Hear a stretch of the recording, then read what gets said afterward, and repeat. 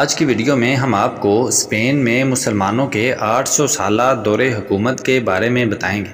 Spain کس طرح فتح ہوا اور اسے فتح کرنے والے لوگ کون تھے، اور 800 سال تک حکومت کرنے کے بعد مسلمانوں کو اسپین سے کیوں نکلنا پڑا، اور جو مسلمان اسپین میں رہ گئے تھے انہیں بے دردی کے ساتھ شہید کرنے والے لوگ کون تھے۔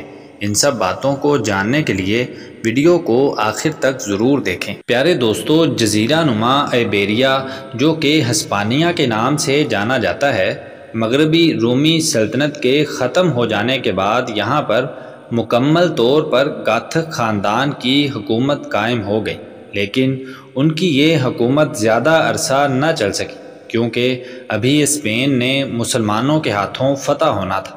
عرب میں اسلام آنے کے بعد مسلمانوں کی فتوحات کا دور شروع ہوتا ہے۔ اس وقت کی طاقتور ترین رومن امپائر اور پرشین امپائر مسلمانوں کے ہاتھوں فتح ہو چکی تھی۔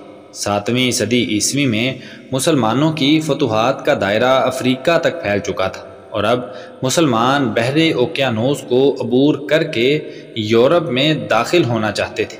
بحر اوقیانوس کے اس پار ہسپانیہ تھا جہاں پر گاتھک خاندان کی حکومت تھی۔ ہسپانیہ سابق رومی سلطنت کا صوبہ تھا جہاں پر لاطینی زبان بولی جاتی تھی۔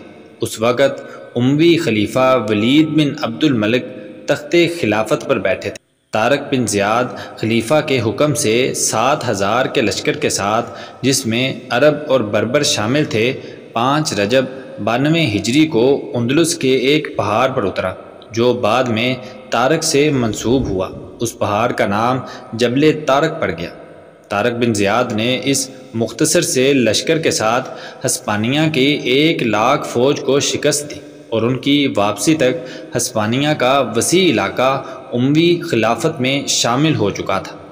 ہسپانیہ میں مسلمانوں کی تعداد 55 لاکھ تھی، جن میں عرب اور بربر اور یہاں کے مقامی لوگ شامل تھے جنہوں نے اسلام قبول کر لیا تھا۔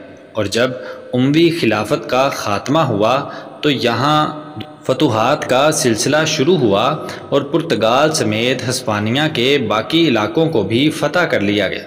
لیکن اگلی چند صدیوں میں عیسائیوں نے مسلمانوں پر حملے کرتے ہوئے ان سے بہت سے علاقے واپس لے لیے، یہاں تک کہ 15ویں صدی کے اختتام تک مسلمانوں کو صرف غرناطہ تک ہی محدود کر دیا گیا۔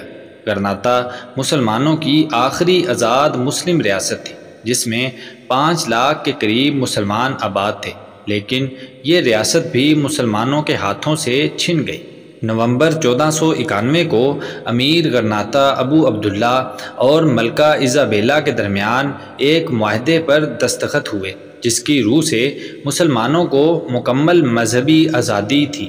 لیکن 15ویں صدی کے اختتام پر جب آرچ بشپ غرناطہ آیا تو اس نے بہت سے مسلمانوں کو عیسائی بننے پر مجبور کیا، اور اس نے بہت سی اسلامی کتابوں کو بھی جلا دیا، جس پر 1499 عیسوی کو پہلی بار مسلمانوں نے عیسائیوں کے خلاف بغاوت کی، لیکن ان کی یہ بغاوت ناکام رہی، اور اس بغاوت نے عیسائی بادشاہ اور ملکہ ایزابیلا کو معاہدہ غرناطہ توڑنے کا موقع دے دیا۔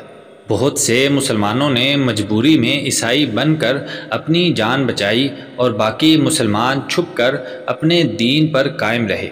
کنگ فلپ دوم نے مسلمانوں پر 1567 میں عربی بولنے پر پابندی لگا دی اور اسلام کو غیر قانونی مذہب قرار دے دیا، جس پر مسلمانوں نے دوسری بار بغاوت کی، جس کے نتیجے میں ہزاروں مسلمانوں کو بے رحمی سے قتل کر دیا گیا، جبکہ بہت سے مسلمانوں کو واپس عرب آنا، اور یوں اسپین میں مسلمانوں کا خاتمہ ہوا، اور ایک عظیم سلطنت جو مسلمانوں نے اسپین میں قائم کی تھی وہ ختم ہو گئی۔